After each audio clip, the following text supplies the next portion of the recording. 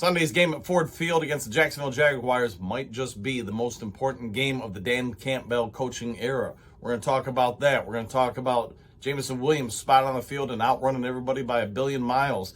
We're going to get into all those things, some honors for another rookie defender in Detroit. Let's talk about all these things and maybe just a little bit more in today's Thursday preview edition of Lions Talk Live.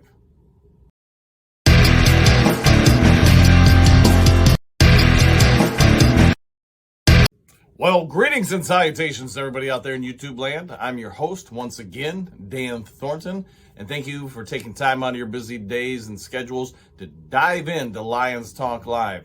Like we talked about in the intro, Dan Campbell and the Lions are going to face Jacksonville at home Sunday at Ford Field, and I think it is absolutely, without a shadow of a doubt, the most important game of Dan Campbell's coaching career.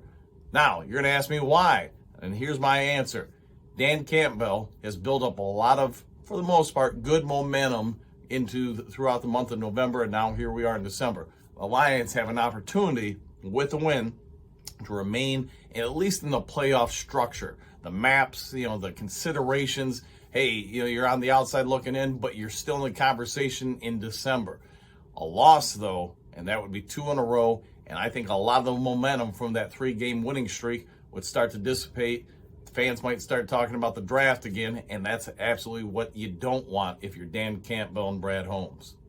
Before we get into the rest of the video, though, I do want to thank everybody for we've had in the last couple of weeks, especially, a lot of great chatter in the comment sections of these videos.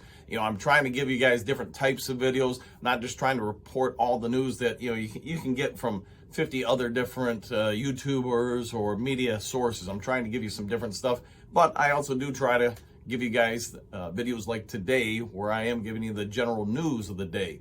If you're enjoying all this stuff, please consider subscribing if you haven't yet done so. Also, if you would, it takes about 2 seconds for you to hit the subscribe button and the thumbs up button. Hopefully you'll think highly enough of the channel and the content where you'll consider doing both. Now, let's get on to the rest of the video. So as I was saying, with this being, in my opinion, the biggest game of the Dan Campbell era, Jacksonville is no pushover. If I'm sure you guys saw last week, they had the nice little, fourth quarter drive, comeback win, 2-point conversion, etc. Trevor Lawrence is starting to perform like the number 1 overall pick everybody expected. It's hard for me to really give the guy a lot of grief given what happened in Jacksonville last year during his rookie year. I'd almost say hit the reset button and consider this as his first year in the NFL and a legitimate level. But getting on to the Detroit Lions matchup, these are two very similar teams. Jacksonville does have a very sound defense. Are they great? No. Are they bad? No. The offense, kind of the same. I think it's going to be a very good game. My prediction of the game I'll give later in the video, but by no stretch of the imagination, I think, should anybody go into this game expecting Detroit to win by large sums. If Detroit isn't on their game, if they're still kind of dealing with the emotional loss of the game against Buffalo, then I think this is a trap game from them, and that's going to really, like we said, kill a lot of the momentum that was built up with that 3-game winning streak. Dan Campbell and staff are going to have to really do everything they can today and tomorrow to ensure this team is good to go and focused come Sunday.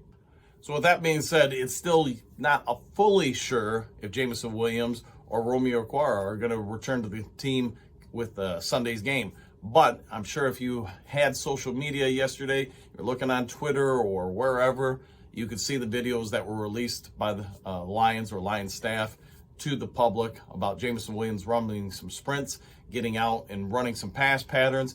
There were a couple different videos out there, but all of them show good things. You could see him getting in and out of cuts. There's no hesitation. So at least the emotional components, which would be my first thoughts, coming back from that, is he going to have trust in that knee? Is he going to, have any kind of hesitancy, doing a deep post or an in and out route or a comeback route or whatever it may be?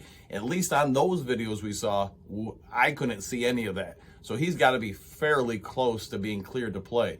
Is that going to be Sunday? Yet to be determined. But I would say this, within the next 2 games, he's probably back on the field. Romeo Okwara, I don't have any video on him. Maybe somebody else has seen it, but I have not. So I think he's probably further off from getting the clear to go. But Again, that's just speculation because I haven't seen him do anything on the field yet. But with Aquara being mentioned, I'm going to say this. I'm less worried about his return at this point, and that's simply because James Houston. We've talked about him on other videos this week. My opinion, is he ready to be an every down player? Probably not. His ability to help affect the run game and defend it isn't the strongest, and that's something he's really going to have to work on in the next offseason so he can get more consideration to be an every down linebacker or outside edge, whatever they're going to use him at as far as your tags on him. But with that being said, he is a phenomenal pass rusher, in my opinion. We talked about it as we analyzed him earlier in the week. His ankle placement, his ability to drop shoulders, his size is actually, I think, for me, a strong advantage for him in the passing game because he can get under much larger offensive tackles and get around them incredibly quickly.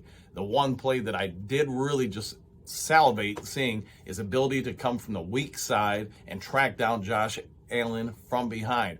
I mean, Allen is no small human being, and the fact that Houston was able to not only catch up to him, because Allen is quick, but then also power him to the ground, I mean, that showed me a lot about him. So if you get a chance, go ahead and look on YouTube on his couple of pass rush plays for sacks. I thought it was rather impressive.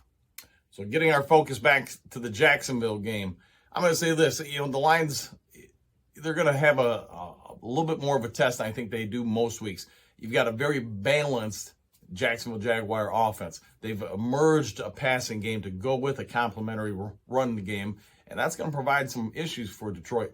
We've been fairly fortunate the majority of the last month in really having to face teams that were a little bit less balanced. So it made it a little bit more predictable what Aaron Glenn was going to have to really focus on defending.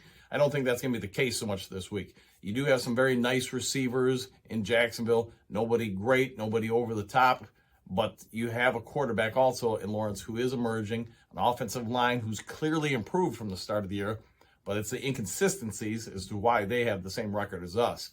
On the defensive side, you got some guys who can get after the quarterback. You don't have a great secondary by any means. I would take Detroit's over Jacksonville at this point. But with that being said, Jacksonville does have a number of pass rushers who can get penetration and quickly into the quarterback. Goff, for all of his wrongdoings and such, he's been fairly good. One of the better quarterbacks in the league against the blitz. I don't know if Jacksonville's going to have to blitz much, though, to get pressure on them. All right, let's get into a little bit of other Lions news. I'm sure you've probably seen it, but if you haven't, here you go. Malcolm Rodriguez, highest graded rookie defender in all of last week. So that's per Pro Football Focus. I'm sure if you're looking at the thumbnail or the back screen, you'll see the numbers and the cutout I put up there. But what can we say about this draft class that, I haven't said before or probably somebody else hasn't told you? But just from every pick, we're getting something. I mean, Rodriguez is no secret. He's been a starter from basically from week one. But you've had Kirby Joseph, Hutchinson, and the list goes on and on. Now you have Houston jumping in as well. Rodriguez, I've talked about on the channel. I think he's a very, very good player at stopping the run. He's got some room for growth as far as getting into pass coverage and being effective. He is able to sniff out screens. He's able to do anything going forward with his eyes very well. It's the problem when he has to drop back into coverage and ascertain where to be and cuts and reading offenses. He's still struggling with, but again, he's a rookie. And for him to lock up the highest rated rookie results for last week, it's just another feather in the Detroit Lions cap for this draft, but also the defense as it looks more and more promising going forward into the future. But good news for Detroit, a lot of their walking wounded from that missed the Buffalo game should be back this game. Jonah Jackson should return. Jeff Okudah should return. You have a number of other players that are trending upwards. I'm sure you all know Charles Harris was put on the IR this week, so he's going to probably be out, I'm guessing, the rest of the season. I don't see him bringing him back. It would be my surprise if next off season, especially if Houston keeps developing and if Romeo Okwara does show some promise in returning from his Achilles injury, that Harris has probably played his final game in Detroit. It's even possible if both him and Romeo are gone, but we'll wait and see in the off season. The Lions, I think, have a great opportunity if they win here this week. And here's my score prediction. Detroit 27, Jacksonville 24. I'm going to say this. I think they have the ability to rip off a few more games and really legitimately get into the playoff discussion. You've heard me talk about it before. My preseason pick was Detroit with 6 wins. I thought you doubled the amount of wins from the year before. You would show strong promise. But a win here this week, I think I might raise my prediction to 8 games. We'll see what happens, but they've got to get this one first. Well, I won't keep you guys much longer today. I mean, you got other things to do. Sorry I couldn't get a video up yesterday, but this time of year between coaching, working, and just, trying to make sure the girlfriend actually has some time together, it's hard to always get away for, 10, 20 minutes to film this, another hour, hour and a half to edit it and get it, downloaded, then uploaded to YouTube. So I apologize about that. But if you haven't yet subscribed to Lions Talk Live, please consider doing so.